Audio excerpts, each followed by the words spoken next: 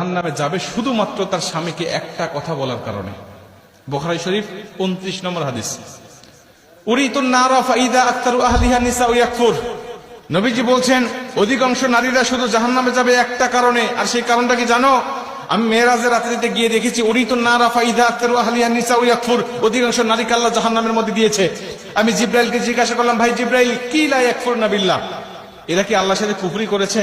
এরা কি আল্লাহর সাথে শিরিক করেছে? এর জন্য কি আল্লাহ এদেরকে জাহান্নামে দিয়েছে এই নারীগুলোকে? জিব্রাইল বলবে, না ইয়া রাসূলুল্লাহ, একজন নারীকেও শিরিক করার জন্য আর কুফরি করার জন্য এদেরকে জাহান্নামে দেয়নি। এদেরকে জাহান্নামে দিয়েছে শুধুমাত্র তার স্বামীকে একটা কথা বলার কারণে। কয়টা কথা? এই কথাটা যখন বলবেন, হুজুর আমার স্ত্রী তো আমাকে দৈনিকই কয়, আমার স্ত্রী আমাকে প্রতিদিনই এই কথা কয়। এই কথাটা মেয়েদের মুখের কমন ডায়লগ, তারা জানেই না।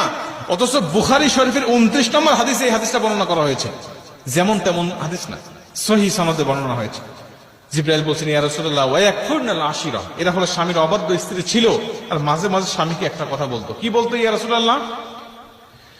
জিব্রাইল বলছে, ইয়া রাসূলুল্লাহ ইয়া হাবিবাল্লাহ, জিব্রাইল বলছেন নারী বলতো, ক্বালাত মা রাআইতু মিনকা খায়রুন কাত্তু, আমি তোমার সংসারে এসে কোনোদিন সুখ পাই নাই, আমি তোমার সংসারে কোনোদিন শান্তি পাই নাই, আমি তোমার সংসারে এসে কোনোদিন উত্তম কিছু পাই নাই। আমি মেয়ে বলে তোমার সংসার করতেছি, অন্য কোনো মেয়ে হলে তোমার সংসারই করতো না।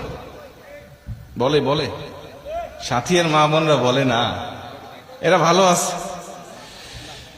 মা বোনেরা মনোযোগ দিয়ে শোনেন, যদি এই কথাটা ভুলেও বলে ফেলেন, আজকের থেকে তওবা করে নেন, আল্লাহ আর বলবো না, বলেছি তো বলেছি, আর বলবো না, এইটাই শেষ। আমার স্বামী, একটা স্বামী স্ত্রীর জন্য কতটা অবদান রাখে। নবীজি বলছে, যদি আল্লাহর পরে কাউকে সেজদা দেওয়া জায়েজ হতো, আমি বলে দিতাম প্রতিটা নারীকে তার স্বামীকে সেজদা দেওয়ার জন্য।